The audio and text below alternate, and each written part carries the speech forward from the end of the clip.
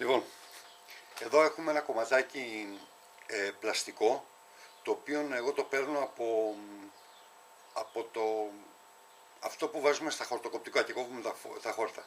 Υπάρχουν κάτι ραβδοτά, εγώ βρίσκω ένα κομμάτι στρογγυλό. Είναι πλαστικό, χοντρό, περίπου σαν πολύ χοντρή πετονιά, ας πούμε. Αυτό που πρέπει να κάνουμε τώρα είναι να βρούμε ένα τρυπάνι, το οποίο είναι ακριβώς η ίδια διάμετρο. Μετράμε τη διάμετρο με το παχύμετρο και μετά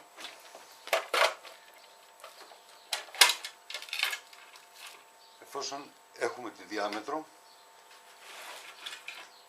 πάμε στα τρυπάνια μας και βρίσκουμε συγκεκριμένη περίπτωση 3,5 χιλιοστά. Λοιπόν, παίρνουμε το τρυπάνι μας, ωραία, και αρχίζουμε, τοποθετούμε την έξοδο της αντλίας. Εγώ την τοποθετώ κατά αυτόν τον τρόπο, δηλαδή σε ορθή γωνία, όπως βλέπεις εδώ, ορθή γωνία με την εισαγωγή του νερού. Λοιπόν, κάποιος άλλος μπορεί να επιλέξει να τη βάλει έτσι. Δεν έχει σημασία, πάλι θα δουλέψει, αλλά ίσως να βρει κάποια δυσκολία σε κάποιο άλλο πράγμα. Τέλος πάντων θα έρθουμε και σε αυτό. Είναι στη στήριξη. Λοιπόν, οπότε εγώ επιλέγω να τη βάλω σε ορθή γωνία συν ένα ελάχιστο άνοιγμα. Δηλαδή ανοίγει λίγο προς τα έξω, για να μπορούμε εύκολα να φορέσουμε και να βάλουμε το σωλήνα μας και να μην έχουμε κάποιο πρόβλημα. Λοιπόν, αφού την κρατήσουμε σε αυτό το σημείο, εδώ, ξεκινάμε και κάνουμε 3 τρύπες.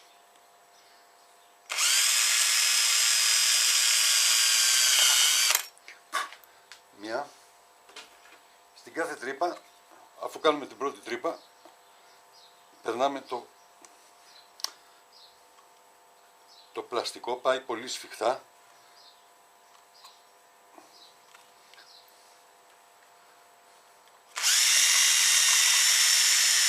Σε αυτό το σημείο το πλαστικό αυτό δεν ενοχλεί καθόλου το impeller.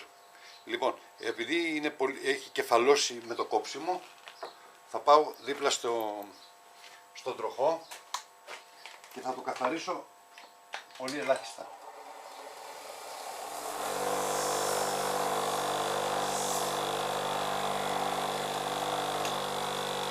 Φυσικά μπορεί να γίνει και με ένα ξηράφι.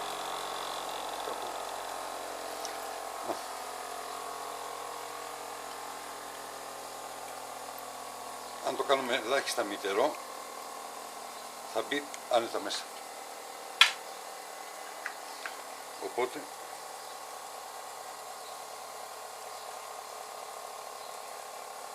καλό είναι να είναι σφιχτό. Το αφήνουμε να εξέχει λιγουλάκι από τη μέσα μεριά.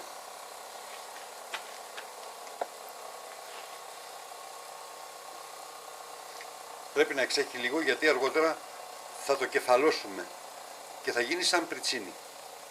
Το κόβουμε σχεδόν ίσα ίσα και πάμε για την άλλη τρύπα.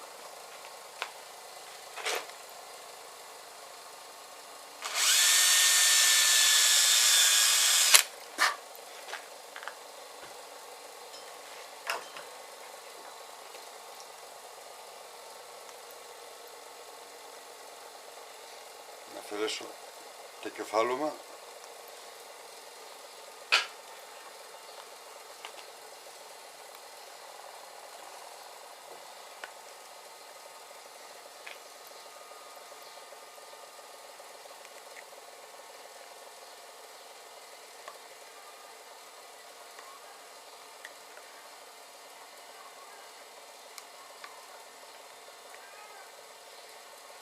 Ωραία.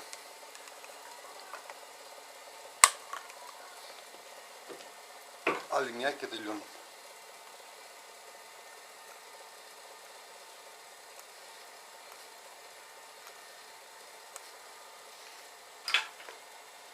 Οπότε χωρίζουμε το κύκλο στα 3.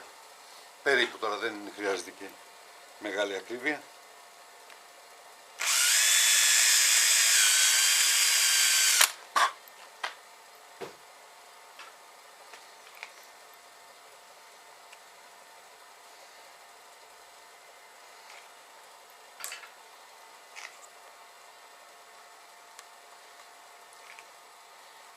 Ωραία. Αν θα το δούμε από μέσα, είναι αυτό το πράγμα. Εξέχουν τα τρία κομματάκια. Τώρα συνήθως εγώ έχω ένα μικρό φλόγιστρο ζαχαροπλαστικής, το οποίο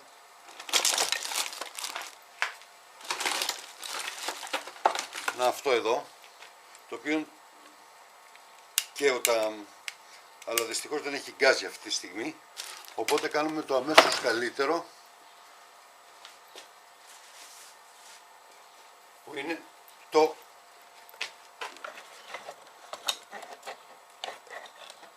κολλητήρι του ηλεκτρολόγου.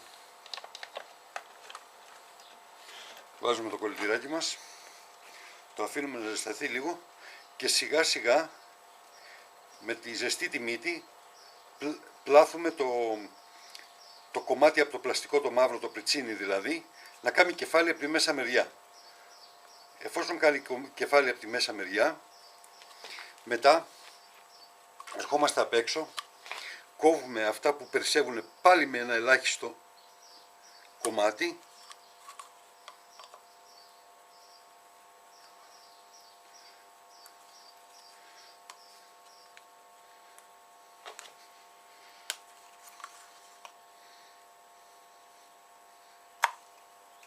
ωραία, και ξανά με το κολλητήρι το μαλακώνουμε και το απλώνουμε, οπότε έχει γίνει ένα πριτσίνι με κεφάλι μέσα έξω. Αυτό δεν πρόκειται να φύγει ποτέ. Κάποιος μπορεί να θέλει να βάλει λίγο σιλικαφλέξ, λίγο εποξικό, δεν έχει σημασία, αλλά και έτσι όπως είναι δεν υπάρχει περίπτωση να μετακινηθεί. Με όλη μου τη δύναμη το κάνω. Λοιπόν, τελειώσαμε από αυτό.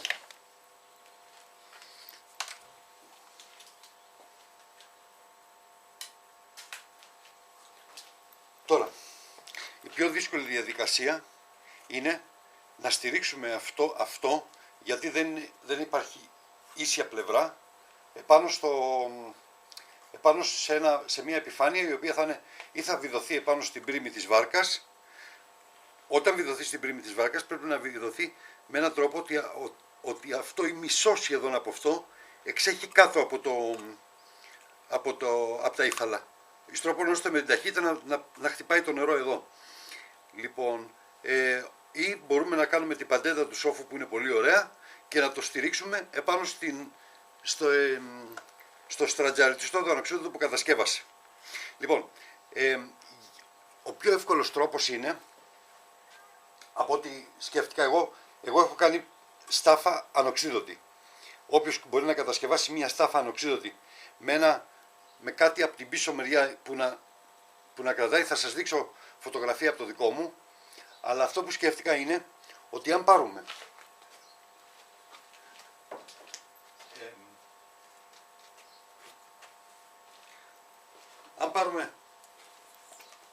στόκο με ιαλώνυμα, μπορούμε να κάνουμε μια μεγάλη μπάλα, να την τοποθετήσουμε απάνω σε μια επιφάνεια ίσια, παραδείγματος χάρη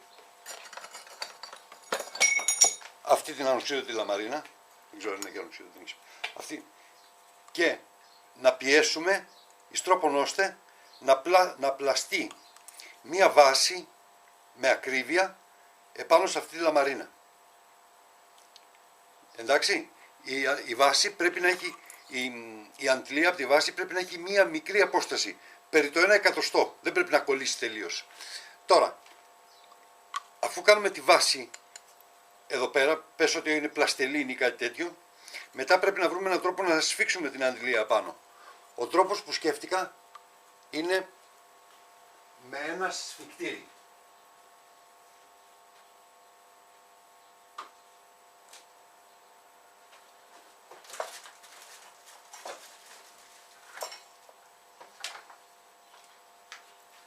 Ορίστε. Ένα ανοξίδωτο σφικτήρι. Φυσικά πρέπει να είναι λίγο πιο μικρό, αυτό είναι μεγάλο. Τι κάνουμε? Πριν βάλουμε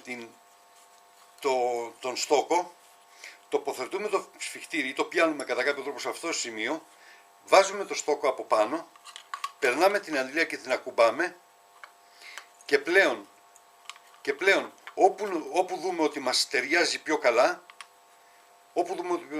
καλά, πατάμε και φτιάχνουμε το περίγραμμά μας, το καλούπι μας. Τώρα το καλούπι φυσικά έχει πλακώσει και έχει κλειδώσει το σφιχτήρι από κάτω.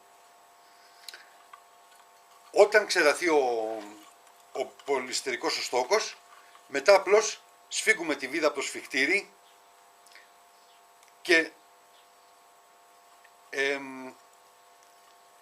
γίνεται αυτό που θέλουμε. Λοιπόν, θα ψάξω να βρω με ένα σφιχτήρι λίγο πιο κατάλληλο, όχι τόσο μεγάλο, και θα φτιάξω και θα το φτιάξω.